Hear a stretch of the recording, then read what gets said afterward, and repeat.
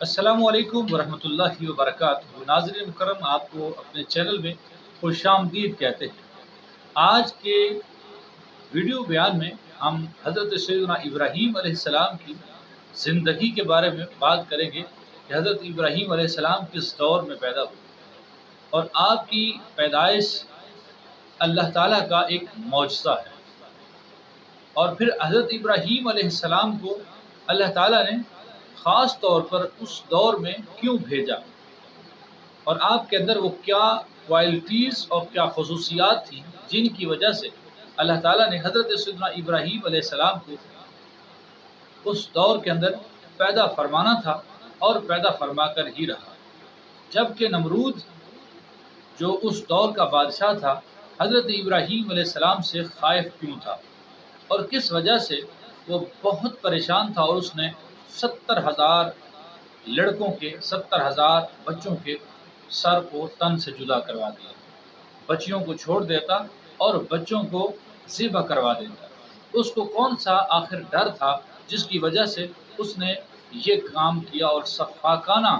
ایک تاریخ رقم کی جو آج تک انسان سن کے اس کو کانپ جاتا ہے۔ ناظرین مکرم، حضرت ابراہیم علیہ السلام جس دور کے اندر دنیا میں تشریف لائے، یہ دور کفر کا دور تھا، ہر طرف ظلمت چھائی ہوئی تھی، شرق سے غرب تک، شمال سے جنوب تک کوئی ایک بندہ بھی علل اعلان اللہ تعالیٰ کی توحید کو ماننے والا نہیں تھا۔ اللہ تعالیٰ کی توحید اور اللہ تعالیٰ کی ذات کا ان کو پتہ ہی نہیں تھا، اور پھر وہ دور ایسا تھا کہ جس میں وہ نمرود بادشاہ پوری روئے زمین کا حکمران تھا، وہ خود اپنے آپ کو خدا کہتا اور اپنی پوجا کرواتا،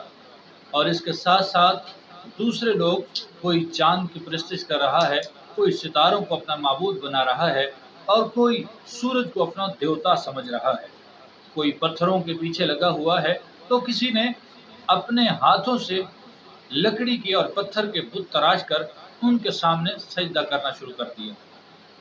یہ وہ دور تھا جس میں اللہ کا نام لینے والا کوئی نہیں تھا، جس میں خدا تعالیٰ کی توحید کا پرچار کرنے والا کوئی نہیں تھا۔ اس مشکل دور میں اللہ تعالیٰ نے ایک ایسی ہستی کو بھیجا جس کو تمام تر خالق کائنات نے طاقت اور قوت، حوصلہ، حلم، بردباری اور تمام قسم کی خوبیاں، شجاعت جیسی عظیم نعمتوں سے مالا مال کیا، اور ان کو بابل شہر کے اندر پیدا کیا۔ نمرود کے حواری آئے، نمرود نے اپنا خواب سنایا اور کہنے لگا کہ میں نے ایک خواب دیکھا ہے جس کے اندر میں دیکھ رہا ہوں کہ بابل سے ایک ستارہ طلوع ہوتا ہے جس کی روشنی پورے افق پر پھیل جاتی ہے۔ نجومیوں نے کہا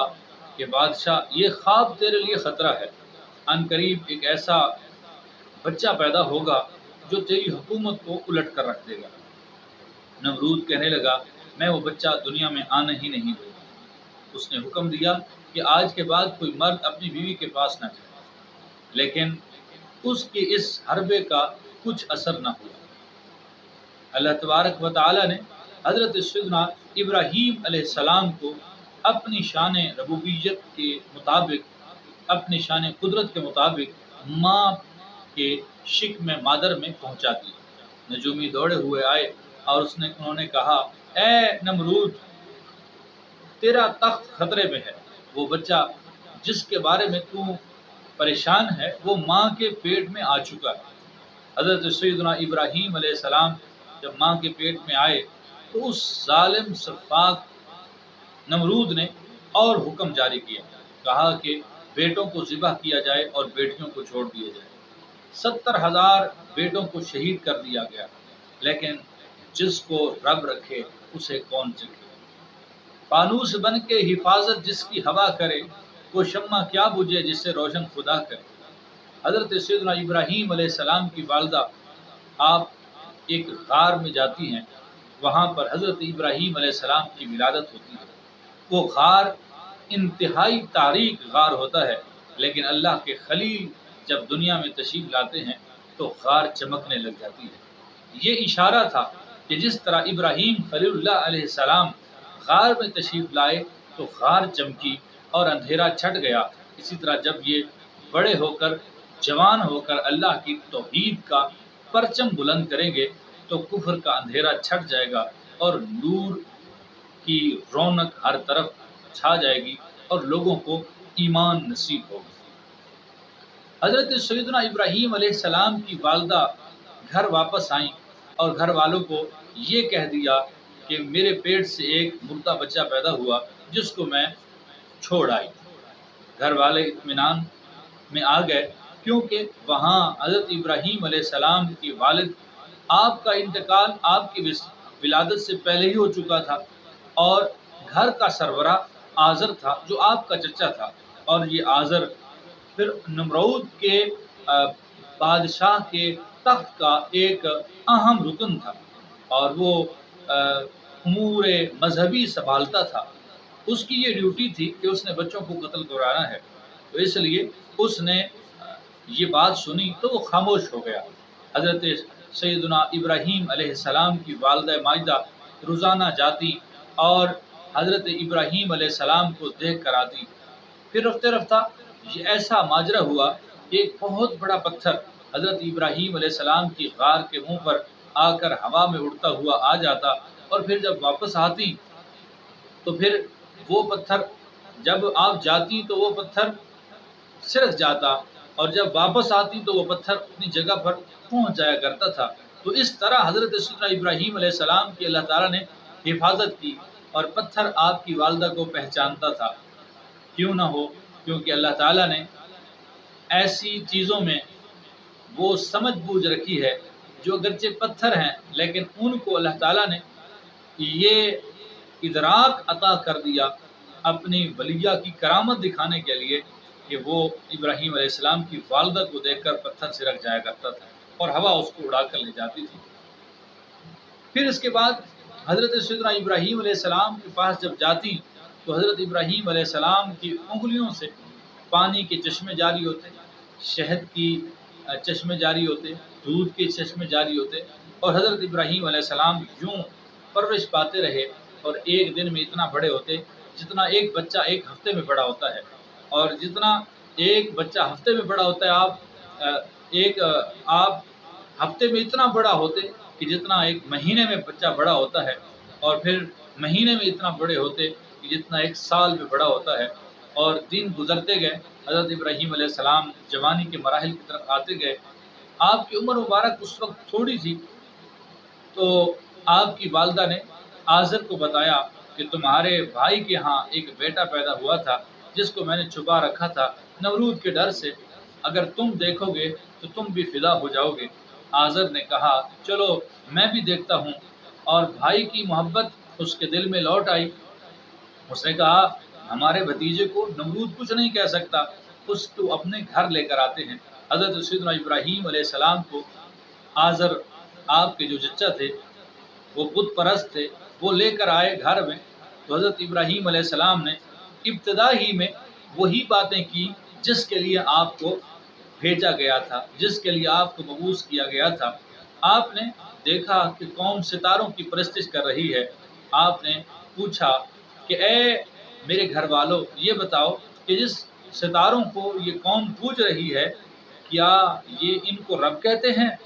تم ان کو میرا رب کہتے ہو؟ تو جب ستاروں کے بعد چاند نکلا تو آپ نے فرمایا جس کو تم رب کہتے ہو یہ تو مان پڑ گئے، اور دیکھو چاند کتنا خوبصورت چمکنے لگا۔ پھر جب چاند چمکا تو کہا کہ تم اس کو میرا رب کہتے ہو؟ یہ سوال تھا اس قوم سے۔ پھر انہوں نے کہا ہاں، یعنی وہ قوم چاند کی بھی پوجا کرتی تھی۔ تو پھر اس کے بعد جب چاند صبح ہوئی، چاند چھپ گیا، سورج چمکنے لگا، کہا دیکھو چاند تو غروب ہو گیا اور سورج چمک رہا ہے، کیا تم اسے میرا رب کہتے ہو؟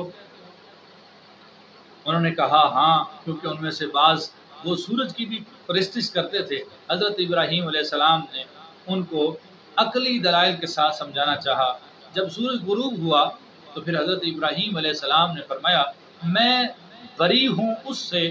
جس کو تم میرے رب کے ساتھ شریک ٹھہراتے ہو، اور فرمایا دیکھو سورج ڈوب گیا ہے۔ اور میں ڈوبنے والوں کو پسند نہیں کرتا، میں ڈوبنے والوں سے پیار نہیں کرتا۔ یہ اشارہ تھا کہ جس کی تم پوجا کرتے ہو وہ تو ڈوب گیا، اور ڈوبنے والا خدا نہیں ہوتا۔ اس طرح کی باتیں جب حضرت ابراہیم علیہ السلام نے کرنا شروع کی تو آزر پریشان ہوتا، لیکن اس کے باوجود وہ بھتیجے کی جو شفقت محبت ہوتی ہے وہ دل میں گھر کر جاتی، اور حضرت ابراہیم علیہ السلام کو وہ جو کہ بت گر تھا، بت بناتا تھا، اس کو ابراہیم علیہ السلام کو بت دیتا کہ آپ جا کر ان بتوں کو بیچ کر آئیں۔ آپ کیا کرتے، ان بتوں کے گلوں میں رسی ڈالتے اور ان کو گھسیٹنا شروع کر دیتے، اور پھر لوگوں کو اعلان کرتے، لے لو لکڑی کے بت لے لو، لکڑی کے بت لے لو، جس نے چولہا جلانا ہو وہ اپنا چولہا جلائے، جس نے اس کے ساتھ کوئی اور کام کرنا ہو وہ کرے، بت لے لو۔ اور اس طریقے سے ان کی تذلیل فرمایا کرتے، اور پھر ان کو گھسیٹ کر لے جاتے۔ لوگ کہتے، اے ابراہیم تم ان بتوں کو گھسیٹ کیوں رہے ہو؟ حضرت ابراہیم علیہ السلام ان کی اس بات کا مذاق اڑاتے، اور پھر اس کے بعد آپ ان کے بتوں کو لے جا کر پانی کے اندر ان کے منہ ڈال دیتے اور کہتے کہ سارا دن میں نے تمہیں گھسیٹا ہے، تو لہٰذا تم ایسا کرو کہ ان بتوں کو کہتے کہ تم پانی پی لو۔ اور اس طریقے سے قوم کے جب ان لوگوں نے دیکھا ابراہیم علیہ السلام تو بتوں کی تذلیل کر رہے ہیں، تو آزر کو جا کر شکایت کی، تو آزر نے کہا کہ میں ابراہیم علیہ السلام کو لے کر جاؤں گا بادشاہ نمرود کے دربار میں، وہاں جب رونق دیکھیں گے لوگوں کی تو پھر اس کے بعد یہ بتوں کی طرف مائل ہو جائیں گے، اور حضرت ابراہیم علیہ السلام کو وہ لے کر اس دربار میں گیا جس میں نمرود بیٹھا تھا۔ اس کے آس پاس بڑے حسین و جمیل چہرے تھے، اور وہ جو تھا کالے رنگ کا اور ایک بدصورت تھا، تو کہا کہ اے ابراہیم دیکھو یہ ہمارا رب ہے۔ حضرت ابراہیم علیہ السلام ہنس پڑے، مسکرا پڑے، فرمایا چچا جی یہ کیسی بات ہے کہ دائیں بائیں بیٹھنے والے وہ اتنے حسین، اور جو رب ہے جو بنانے والا ہے وہ کتنا بدصورت۔ حضرت ابراہیم علیہ السلام کی ان باتوں کو سن کر آزر فوراً حضرت ابراہیم علیہ السلام کو فوراً واپس لاتا ہے، اور یہ کہتا ہے کہ کہیں کوئی لوگ اس آپ کی بات سن نہ لیں اور میرے لیے پریشانی ہو جائے۔ حضرت ابراہیم علیہ السلام نے ان کی ہر دلیل کا رد کیا اور ان کو سیر کر دیا، لیکن ان کی آنکھوں پر پٹی بندھی ہوئی تھی۔ حضرت ابراہیم علیہ السلام جب آپ واپس آئے تو قوم کا ایک میلے کا دن ہوتا تھا، قوم میلے میں جاتی، چابیاں آزر کے پاس ہوتی بت خانے کی۔ حضرت ابراہیم علیہ السلام کو چابیاں تھمانے سے پہلے کہا کہ اے بھتیجے آپ بھی ہمارے ساتھ میلے میں چلو۔ حضرت ابراہیم علیہ السلام نے ستاروں کی طرف دیکھا، اور کیونکہ وہ ستاروں پر ایمان رکھتے تھے اور ستاروں کو مانتے تھے، تو آپ نے وہ علم نجوم کے اعتبار سے فرمایا کہ میرا جانا بہتر نہیں ہے، انی سقیم، کہ میں بیمار ہوں، یعنی ستاروں کو دیکھ کر کہا کہ میرا جانا بہتر نہیں ہے۔ پھر حضرت ابراہیم علیہ السلام کو وہ چھوڑ کر چلے گئے، اور آپ نے کنجی لی اور بت خانے میں چلے گئے، اور بت خانے میں جا کر آپ نے سارے بتوں کا کچومر کر دیا، ان کے ٹکڑے ٹکڑے کر دیے، ان کے بازو الگ، ان کے ناک الگ، ان کے کان الگ، اور ان کے پاؤں، حتیٰ کہ آپ نے کچھ نہ چھوڑا، اور سب کو پاش پاش کر دیا، اور وہ کلاڑا بڑے بت کے کندھے پر رکھ دیا، اور حضرت ابراہیم علیہ السلام دروازہ بند کر کے چلے گئے۔ جب وہ واپس آئے اور اپنے بتوں کے سامنے، تو انہوں نے دیکھا کہ سارے بت ہلاک ہوئے پڑے ہیں، سارے بت، سارے خدا ان کے زمین بوس ہوئے پڑے ہیں، تو وہ بڑے پریشان ہوئے۔ انہوں نے کہا ہمارے خداؤں کے ساتھ یہ کس نے سلوک کیا؟ حضرت ابراہیم علیہ السلام کے بارے میں کسی نے کہا ہم نے ایک لڑکے کو سنا ہے جو ایسی باتیں کرتا ہے، چلو ابراہیم ہی ہے وہ، اس کو بلاؤ۔ حضرت سیدنا ابراہیم علیہ السلام کو بلایا گیا، تو حضرت سیدنا ابراہیم علیہ السلام جب آئے تو آپ سے پوچھا گیا کہ اے ابراہیم بتاؤ یہ آپ نے کیا ہے؟ آپ نے فرمایا مجھ سے کیا پوچھتے ہو، اسی سے پوچھ لو جس صاحب کے کندھے پہ کلاڑا کھڑا ہے، مجھے تو لگتا ہے اسی نے یہ کیا ہوگا۔ تو جب ابراہیم علیہ السلام نے یہ بات فرمائی کہ اسی سے پوچھ لو، تو وہ کہنے لگے اے ابراہیم تم تو جانتے ہو یہ بولتے نہیں ہیں۔ حضرت ابراہیم علیہ السلام نے فرمایا تف ہے تم پر اور ان پر جن کی تم پوجا کرتے ہو، جب یہ بول نہیں سکتے تو تمہیں نفع کیا پہنچا سکتے ہیں؟ جب یہ خود سے اپنی تکلیف کو دور نہیں کر سکتے تو تمہاری تکلیف کو کیسے دور کر سکتے ہیں؟ تو وہ لاجواب ہو گئے۔ اور حضرت سیدنا ابراہیم علیہ السلام نے یہ بھی فرمایا کہ مجھے لگتا ہے کہ ان میں سے جو سب سے بڑا ہے اس کا یہ کام ہوگا، اسی کا کام ہوگا۔ اور اس کی وجہ یہ ہے کہ جب اس کے موجودگی میں چھوٹے خداؤں کو تم سجدہ کرتے ہو تو پھر یہ تو ناراض ہوتا ہوگا، یہ تو پریشان ہوتا ہوگا کہ دیکھو میری موجودگی میں چھوٹوں کی پوجا کرتے ہیں، چھوٹوں کو سجدہ کرتے ہیں، تو لہٰذا اس کو غصہ آیا ہوگا، اسی نے کیا ہوگا۔ تو انہوں نے کہا اے ابراہیم، آپ ایسی باتیں مت کریں، ہمارے بتوں کی آپ نے تذلیل کی۔ حضرت ابراہیم علیہ السلام نے ان کو لاجواب کر دیا، حتیٰ کہ ان کی گردنیں جھک گئی۔ ایک لمحے کے لیے تو انہوں نے اقرار کر لیا کہ اے ابراہیم، واقعی تم سچ کہہ رہے ہو، ہم ہی برائی پر ہیں اور ہم بھی غفلت میں ہیں۔ لیکن اس کے اگلے لمحے شیطان آیا اور شیطان نے ان کو کہا تمہیں کیا ہوا کہ تم اپنے بتوں کی مدد نہیں کرتے اور اس شخص کو تم سزا نہیں دیتے جس نے تمہارے بتوں کی تذلیل کی ہے۔ میرے چینل کے معزز ناظرین، یہاں تک میں اپنی گفتگو کو روک رہا ہوں۔ اس کے آگے جو ابراہیم علیہ السلام کا خوبصورت واقعہ ہے اگلی قسط میں بیان کیا جائے گا۔ آپ سے گزارش ہے اگر آپ کو یہ واقعہ اچھا لگا ہمارے چینل کو سبسکرائب کریں، لائک کریں، شیئر کریں تاکہ آپ کا اور ہمارا رابطہ جڑا رہ سکے۔ اگلی ویڈیو تک اجازت دیجیے، اللہ حافظ۔